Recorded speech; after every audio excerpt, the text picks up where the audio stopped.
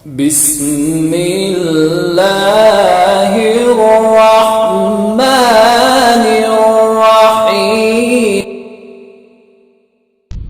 شرک اعتقادی کی 4 قسمیں ہیں۔ شرک فی العلم، فی الدعا اور فی التصرف، فی العبادہ۔ شرک اعتقادی کی 4 قسمیں ہیں۔ شرک فی الدعا، جس طرح اللہ سے مانگتے ہیں اور لوگوں سے بھی مانگا جائے بغیر سبب کے، بغیر وسیلے کے۔ شرک فی العلم، شرک فی التصرف، شرک فی العبادت۔ عام طور پر اعتقادی شرک جب ہوگا اور آپ اس کو ڈھونڈیں گے، ٹٹولیں گے، تو ان میں سے کوئی 1 یا 2 پائے جائیں گے۔ فی الدعا، دور و دراز سے کسی کو پکارنا، یہاں سے بیٹھے بیٹھے یا غوث الاعظم یا علی مدد، ایسے خواہ۔ حضرت علی کو حضرت حسین نے کربلا میں بلا لیا تھا، کوئی ثابت کرے گا؟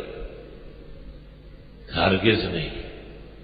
اور اپنے نانا جان محمد رسول اللہ صلی اللہ علیہ وسلم کو 1 دفعہ آواز لگائی کربلا میں۔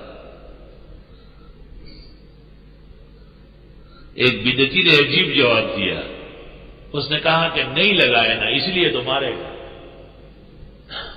ایسا اس نے کہا کہ حضرت حسین نے نہ اپنے والد کو آواز دی نہ اپنے نانا کو، اس لیے تو یزید نے قتل کرایا۔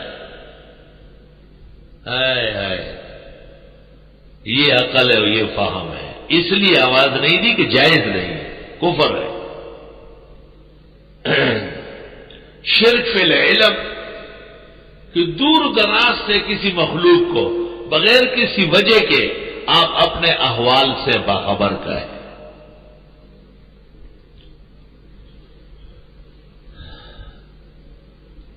شرک فی التصرف، بھئی اگر 11ویں نہیں دی گئی یا اس سال میلاد نہیں کیا گیا تو شاید کاروبار کا نقصان ہو جائے۔ تصرف تو اللہ کی صفت ہے اور اس کی شان ہے۔ اور شرک فی العبادت، عبادت کا مطلب یہ ہے کہ اللہ کے نام کی تو نظر و نیاز ہے ہی، تو یہ پیروں کی بھی نیاز دیتے ہیں، اور بطور الزام کے کہتے ہیں کہ اللہ تو بے نیاز ہے۔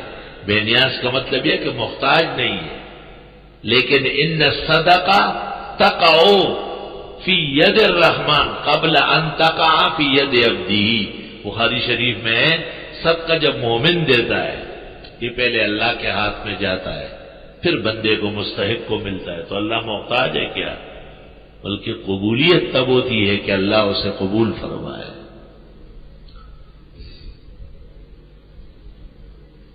یہ 4 قسمیں اعتقادی شرک کے ہیں، اس کو یاد کرنا پڑتا ہے۔ شرک فی الدعا، شرک فی العلم، شرک فی التصرف، شرک فی العبادہ۔